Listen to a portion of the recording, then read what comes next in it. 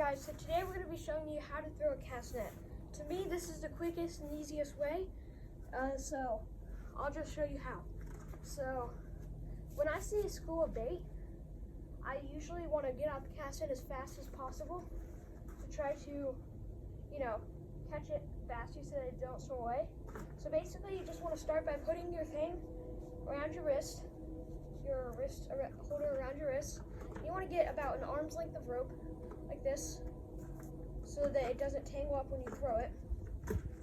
Now, so you have it all in your hand, all in your right hand. So then you take the horn of your cast net. Okay, so right now it's kind of dry. If it's dry like this, it may not throw as well, so I may have to do this twice. So it throws better when it's wet. So basically you just want to grab the horn with your left hand, then with your right hand grab about halfway down, and then just let it fall. So now you have it like this, all in your right hand. Then you take one weight and just put it over your hand, and then take another weight and put it over your hand. So you have two weights over your hand, and then now you're holding it like this. When you throw it, these will come off of your hand and they will form a circle. So this is basically just how to throw it. When you throw it, you just want to kind of get low because it'll open better, because when it throws high, it will catch the wind. There's no wind right now, which is perfect, but just don't throw it upwards if there's a lot of wind. If it's still, it doesn't really matter. So I just like to get low because it'll just open better. So you just do it like this. And that was pretty good. It was good shape. And you want to get it to open better because then it'll do better. Once you feel it hit the ground, then you want to pull it in. Alright, so it looks like I got some fish. Alright. So, caught a few bluegill. So, they may get stuck in the net. So you just want to just shake it out just to kind of get them out. But if they get stuck like this one, just leave them there real quick and release all these other fish. So we got this one, and this is at my pond. Oh, one just got away. We are releasing them. Bluegill are not necessarily bait fish, but they're a bait fish and game fish. So we usually use them as bait for catfish. So here's the second one. Right? We usually use them as bait for catfish over here because we don't really have any other bait fish. And here's this one. Right here. He likes to flop. So we just throw him back. And I'll just show you one more time so that you can, oh yeah, I forgot. You don't want to forget about these bluegill. So once it lays down, the fish will just start to flop around and they'll get all loose, and then he'll fall straight out. And then they really like to flop. And then you just take them like this and throw them back. You don't want to throw them too far, hard, or high because it'll put them into shock. So again, about wingspan length of rope. Take it by the horn with your left hand, grab about halfway down with your right hand, let it fall. Take your one weight like this, put it over your hand. Take another weight like this, over your hand again, so they will just fall off your hand and open up in their shape with this. So you have it like that. You just want to throw it.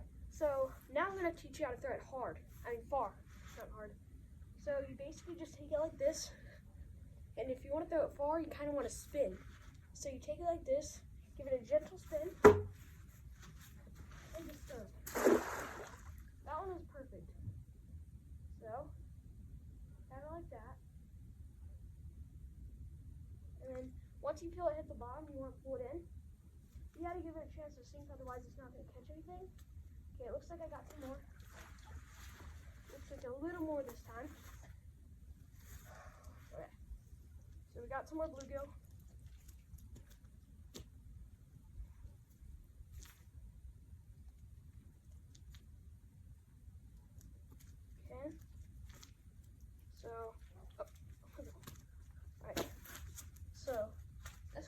flop back in the water. This one, yeah, you can just stop. Okay.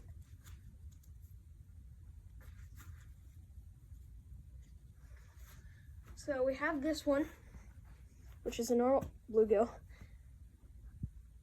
So you don't want to throw them too far or hard. This one is cool because I believe these are copper-nosed bluegill. I'm not sure though.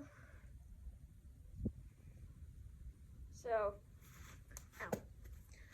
Okay. This one is actually cool because he's got purple sides.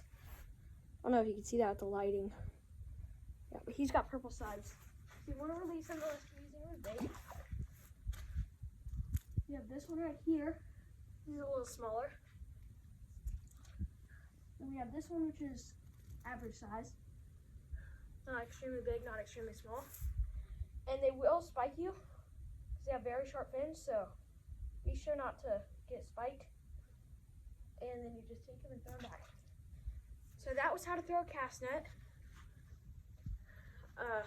This is, I believe, let's see, how tall am I?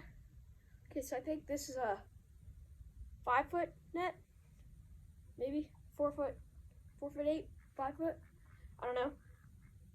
So once I'm done using the cast net, to keep it from getting too hard and crusty to where it doesn't cast very well, and to keep it from tangling, I just do this. I take the weights, and I drop them in, and then I take it like this.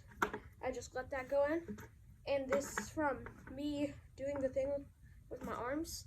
That will actually help it to, when you put it in the bucket, stay in a circular form. So, just like that. Then you just throw it all in there. And the next time you want to use it, you just grab the handle, and it's good to go. It may get a little dried out, so to keep it from doing that, you may want to add a little water. I don't really do that, but it'll just sit perfectly like that. The lighting is bad, so it's a little better. So it'll just sit perfectly, just like that. I was just casting right here. We just fed the bluegill, so they were all hyped up. I don't know if you can see that very well. So, thanks for watching how to throw a cast net. I'll see you next time. Goodbye.